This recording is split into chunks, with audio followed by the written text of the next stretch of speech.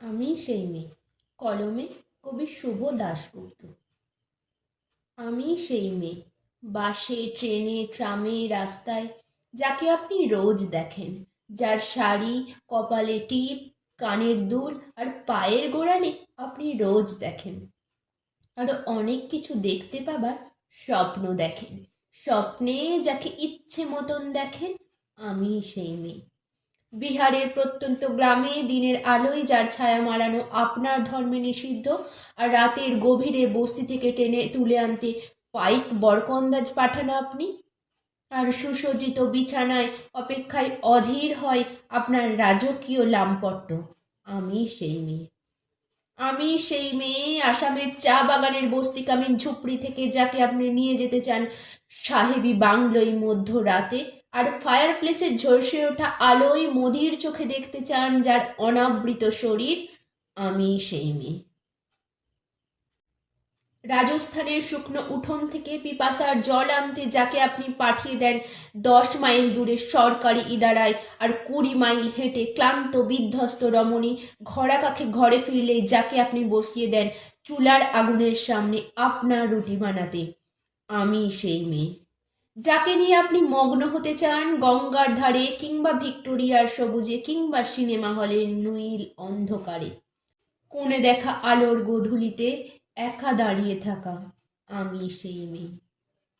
আমি সেই মেয়ে, এমনকি দেবতারাও যাকে ক্ষমা করেন না অহংকার আর শক্তির দম্ভে, যার গর্ভে রেখে যান কুমারীর অপমান, যার চোখে আপনি এঁকে দিতে চান ঝুঠার স্বপ্নের কাজল, আর ফুরিয়ে যাওয়া সিগারেটের প্যাকেটের মতো পথের পাশে ফেলে আপনার ফুল সাজানো গাড়ি শুভ বিবাহ সুসম্পন্ন করতে ছুটে যায় শহরের পথে।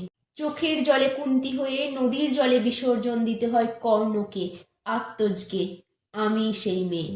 সংসারের অসময়ে আমি ভরসা, আমার ছাত্র পড়ানো টাকায় মায়ের ওষুধ কেনা হয়, আমার বাড়তি রোজগারে ভাইয়ের বই কেনা হয়। আমার সমস্ত শরীর প্রবল বৃষ্টিতে ভিজতে থাকে, কালো আকাশ মাথায় নিয়ে আমি ছাতা হয়ে থাকি, ছাতার নিচে সুখে বাঁচে সংসার। আপনি, আপনারা আপনারা আমার জন্য অনেক করেছেন। সাহিত্যে, কাব্যে, লোকাচারে আমাকে মা বলে পুজো করেছেন, প্রকৃতি বলে আধিক্ষেতা করেছেন, আর শহরগঞ্জের কানাগলিতে ঠোঁটে রং মাখিয়ে কুপি হাতে দাঁড় করিয়েও দিয়েছেন। হ্যাঁ, আমি সেই মেয়ে।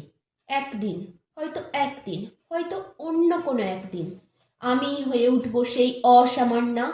খোলা চুল, মেঘের মতো থাকবে আমার খোলা পিঠ, দু চোখে জ্বলবে ভীষণ আগুন, কপাল ঠিকরে বেরুবে ভয়ঙ্কর তেজরশ্মি, হাতে ঝলসে উঠবে সেই খড়গ, দু পায়ের নুপুরে বেজে উঠবে রণধুন্ধুবি, নিঃশংস অট্টহাসিতে ভরে উঠবে আকাশ।